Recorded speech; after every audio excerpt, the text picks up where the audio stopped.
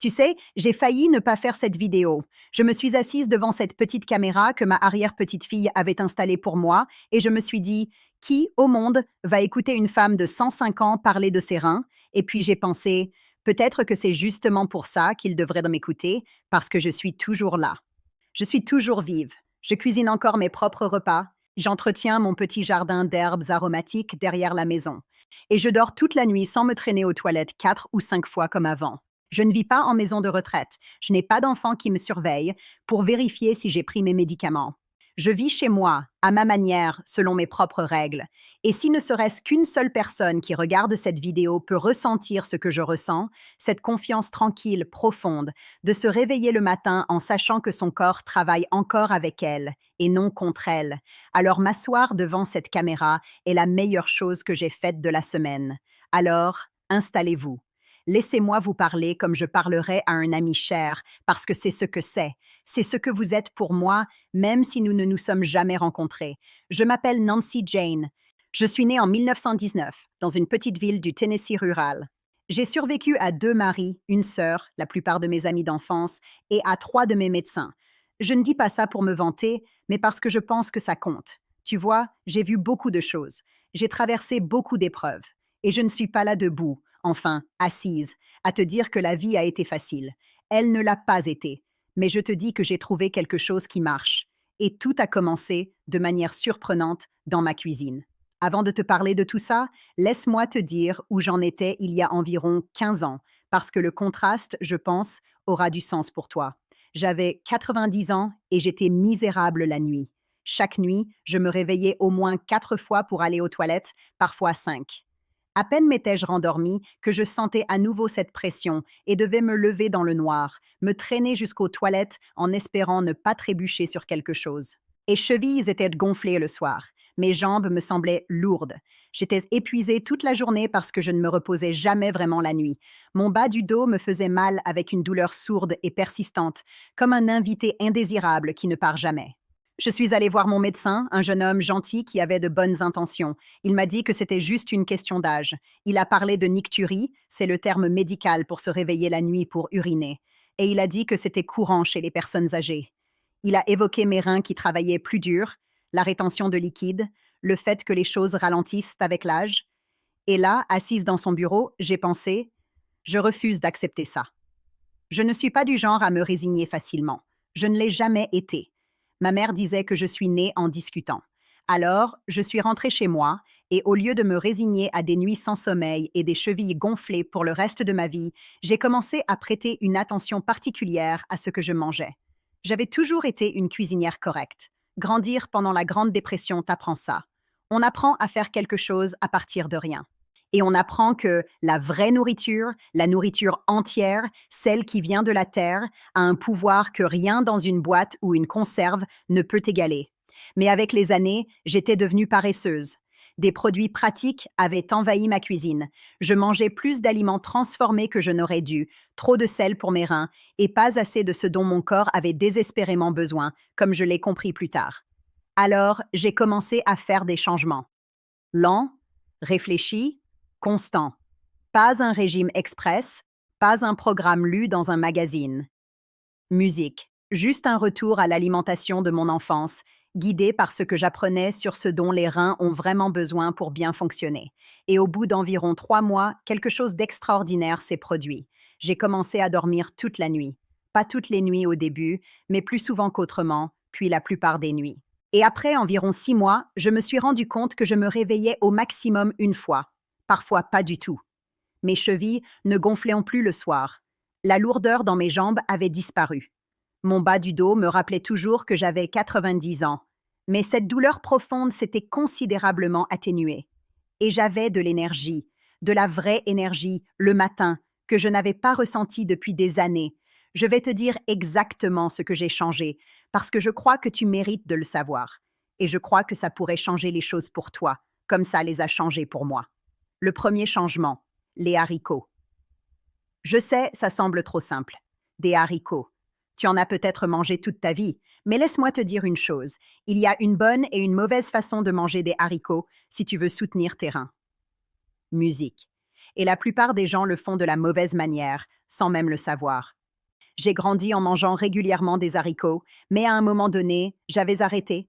Je mangeais plus de viande, plus d'aliments riches, plus de choses qui fatiguaient mes reins sans leur apporter rien d'utile en retour. Quand j'ai réintroduit les haricots dans mon alimentation, 4 ou 5 fois par semaine, les choses ont commencé à changer. Voici ce que j'ai compris. Tes reins filtrent ton sang chaque minute de chaque jour. Ils n'ont jamais de jour de repos. Ils ne tombent jamais malades. Ils travaillent dit sans relâche pour garder ton sang propre et tes minéraux équilibrés. Musique. Et quand tu manges des aliments riches en protéines animales, en sel, en ingrédients transformés, tu donnes essentiellement à tes reins une pile de linge sale à laver chaque heure en attendant qu'ils suivent le rythme. À la longue, ils ne peuvent plus. Les haricots, c'est différent. Les fibres des haricots, et il y en a beaucoup, agissent comme un bon balai dans ton système digestif. Elles capturent les toxines avant même qu'elles n'atteignent ton sang, ce qui signifie que tes reins ont moins à filtrer dès le départ. Musique. C'est un cadeau. C'est toi qui facilites le travail de tes reins au lieu de le rendre plus difficile. Le potassium des haricots est présent, oui, mais le corps l'absorbe différemment que le potassium des produits animaux. Donc, tu profites des bienfaits du potassium, qui aident à réguler la tension artérielle et l'équilibre hydrique, 2 éléments cruciaux pour la santé des reins, sans surcharger tes reins.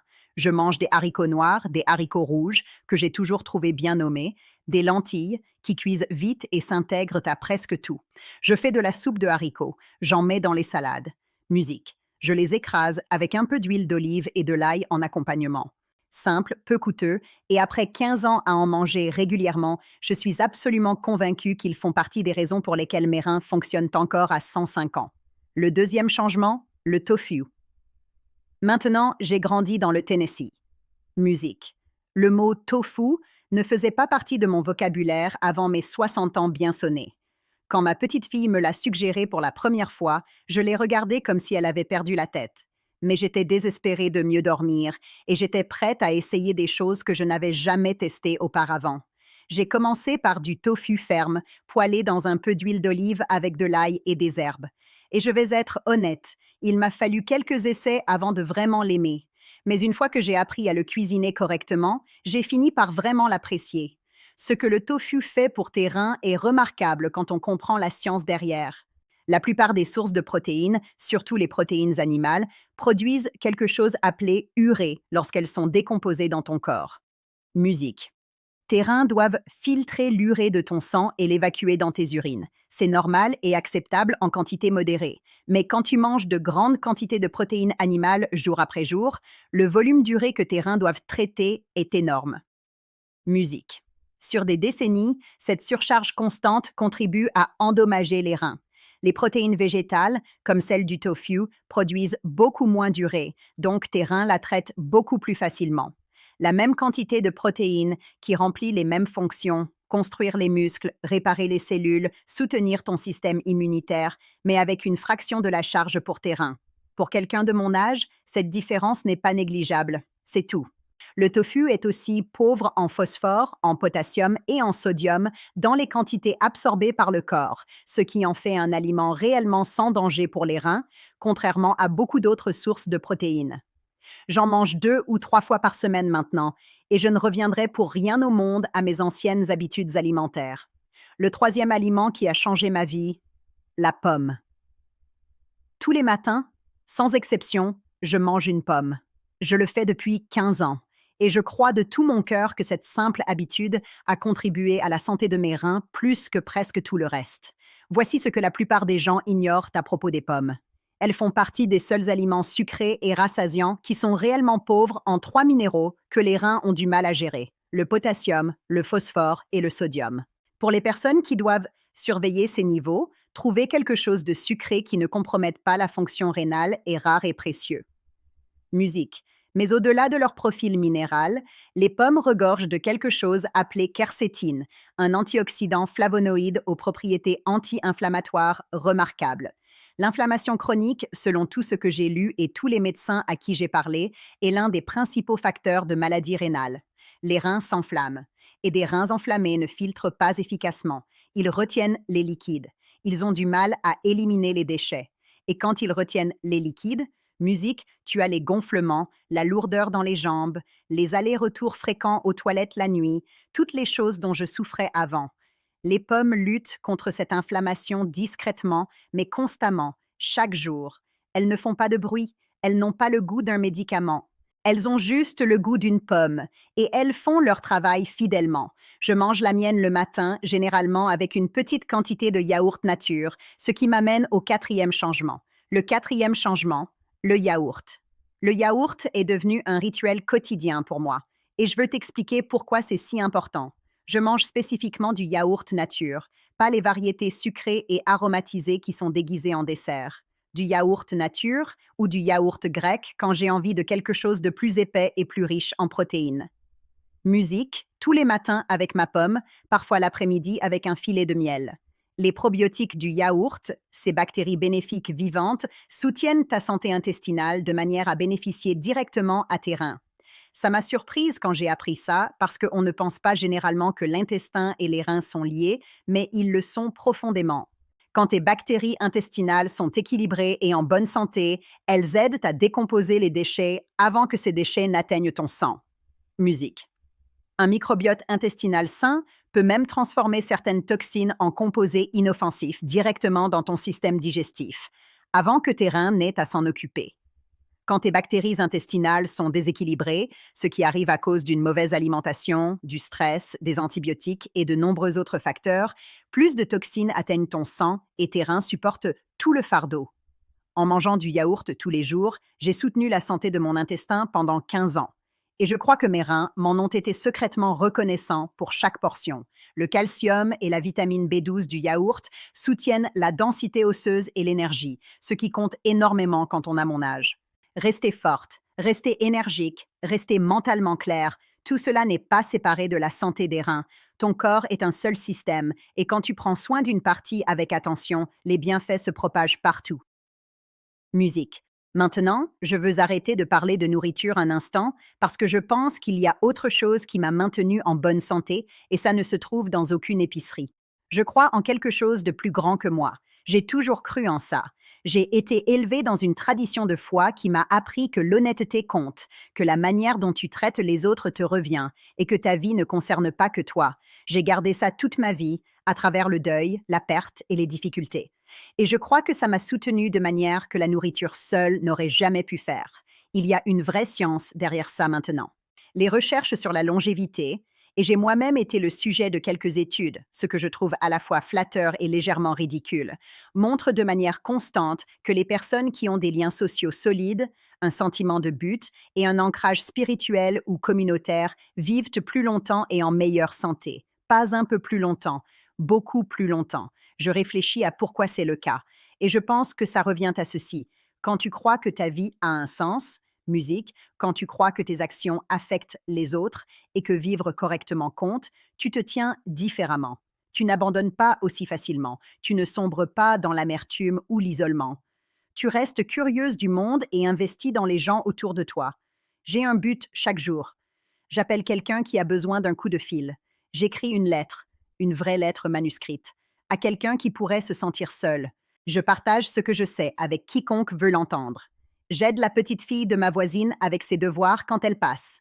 J'ai de l'importance. Je suis utile. Et je pense que ce sentiment d'être nécessaire et utile est, de manière que la science commence seulement à comprendre, extraordinairement bon pour ton corps physique. Quand tu aides quelqu'un d'autre, quelque chose se passe dans ton cerveau. Les hormones du stress diminuent, les substances du bien-être augmentent, ton système immunitaire reçoit un petit coup de pouce, l'inflammation diminue et tes reins, qui souffrent énormément sous le stress chronique, obtiennent un petit répit à chaque fois. Je ne te demande pas de devenir quelqu'un que tu n'es pas. Je ne te demande pas de faire du bénévolat 12 heures par semaine ou de changer toute ta vie. Je te demande de penser à une personne qui aurait besoin d'un mot gentil de ta part aujourd'hui, à un coup de fil que tu remets à plus tard, à un voisin que tu n'as pas vu depuis un moment. Parce que cet acte de tendresse, ce petit geste simple de penser aux autres, fait quelque chose pour ta santé que aucun complément alimentaire ne peut reproduire. Si tu es allongé et éveillé, la nuit, à faire aller-retour aux toilettes, avec l'impression que ton corps t'abandonne, je veux que tu entendes ça de la part de quelqu'un qui a été exactement à ta place. Ton corps veut guérir. Il est conçu pour guérir, à condition de recevoir le bon soutien. Et ce soutien n'a pas besoin de traitements coûteux ou de protocoles compliqués. Il a besoin de haricots, de tofu, de pommes, de yaourt nature et d'un vrai investissement dans les gens et le monde qui t'entourent. Tu n'es pas trop vieux, vieille pour changer. J'ai commencé à faire ces changements à 90 ans. À 90 ans. Je suis ici à 105 ans, vivant encore seule en bonne santé, après avoir retrouvé le sommeil et soulagé mes douleurs grâce à des changements simples mais constants dans mon alimentation et mon mode de vie. À 90 ans, j'étais épuisée, je me réveillais plusieurs fois par nuit, j'avais les jambes lourdes et les chevilles gonflées. Mon médecin disait que c'était juste l'âge, mais j'ai refusé de m'y résigner. J'ai alors changé progressivement mon alimentation. Plus de haricots, du tofu à la place de certaines protéines animales, une pomme chaque matin et du yaourt nature quotidiennement. Ces aliments ont aidé mes reins, réduit l'inflammation et amélioré mon énergie et mon sommeil. Mais ce qui m'a aussi sauvé, c'est le sens de ma vie. Garder des liens, aider les autres, écrire, appeler, rester utile. Ce sentiment de but a aussi joué un rôle essentiel dans ma santé. Aujourd'hui, je dors la nuit, je vis indépendamment et je me sens en paix.